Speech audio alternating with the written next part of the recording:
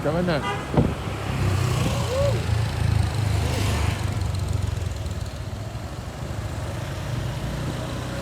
Cuba parking dalam. Cuba masuk aja. Cuba masuk.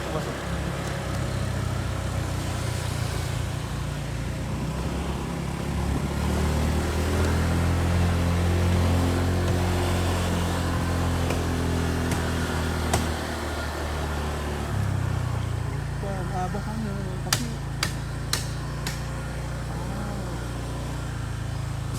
cepat depan.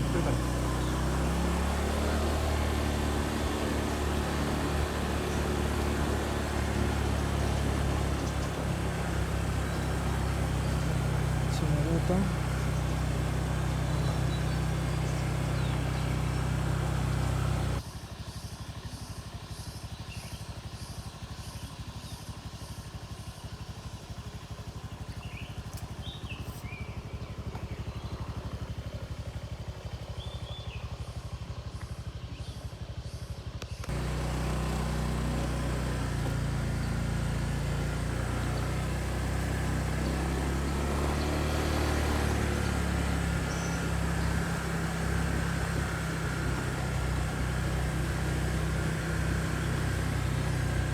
Parking sini. Tuh. Oh.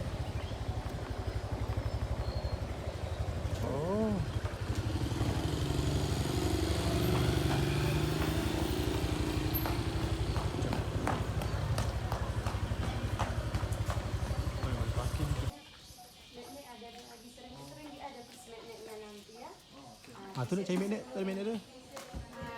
Tangkap gambar dulu bang, biar nampak abang dekat Samosi.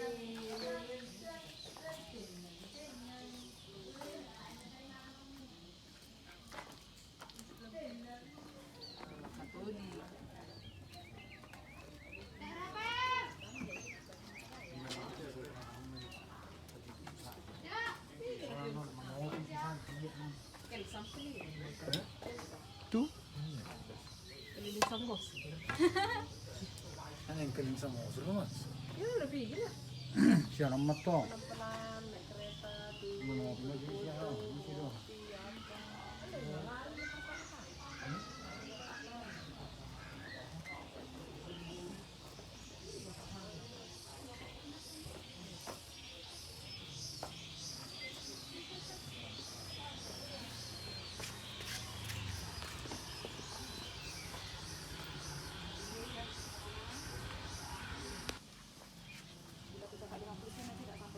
Horas bang, Horas.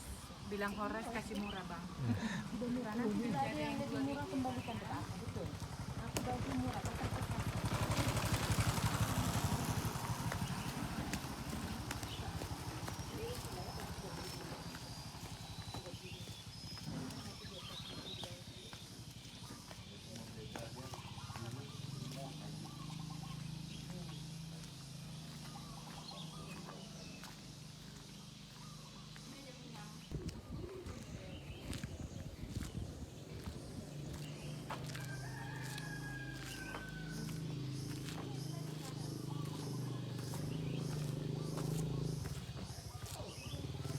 Bang, bilang Horas kasih murah bang. Tengok lagi bang.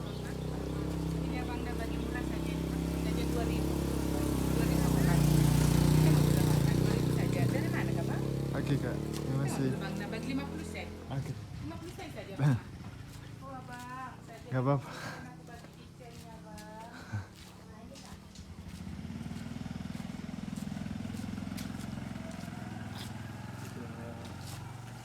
Kita beli yang dekat kedai yang pakai motor tadi lah. Kita kan.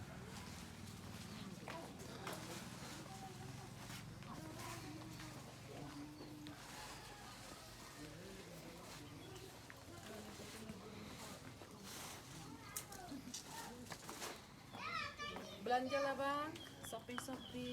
Buat camping price. Tanya camping kah bang?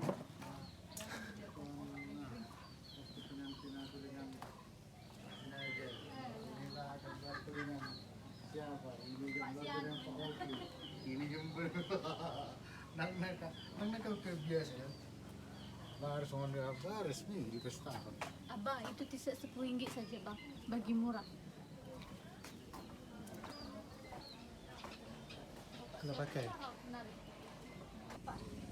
Nggak tahu. Tahu. Coba.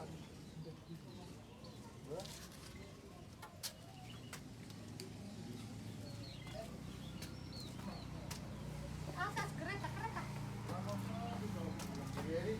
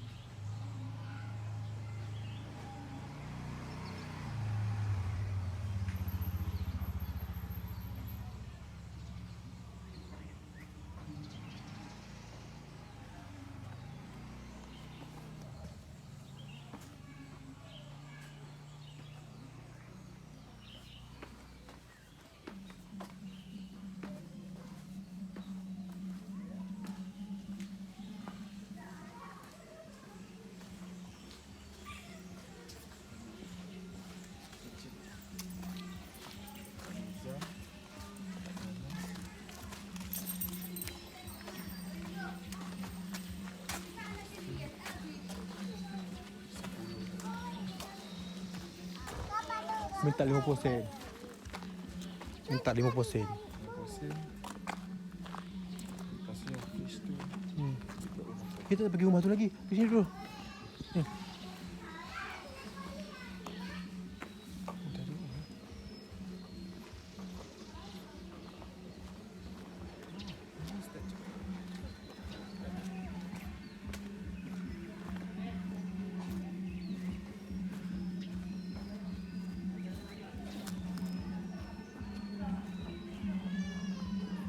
Tadi kita lalu.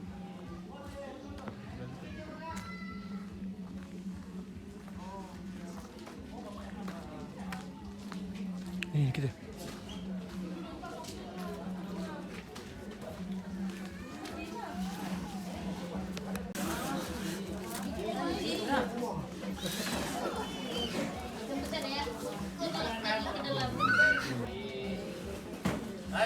Horas! Horas! Horas! Horas! Horas! Horas! Sudah cukup ya kak, tadi naik atas ke sini, tadi kan agak penat kan? Jadi kita udah kata horas. Masalah yang sobat tadi bisa jadi terbuka ya. Baik tuan-tuan puan-puan, makna kata horas itu adalah selamat, welcome. Selamat datang, ataupun selamat pagi, selamat siang, selamat sore. Bisa kita ucapkan dengan kata horas saja. Nah, tuan-tuan, puan-puan, abang kami yang hormati. Saat ini kita berada di Kampung Batak. Nah, Kampung Batak ini disebut namanya Kampung Tomok Bolo. Yang mana kata tomok, diambil kata tomok, gemuk, ataupun subur. Jadi kalau ada yang merasa gemuk di antara tuan-tuan, puan-puan, berarti kampung asal dari Kampung Tomok ini lah ya. Boleh ya? Baik di Kampung Tomok ini, kita lihat ada 3 jenis rumah adat kaum Batak. Jenis yang pertama, yang di depan kita, namanya disebut rumah bolon. Bolon.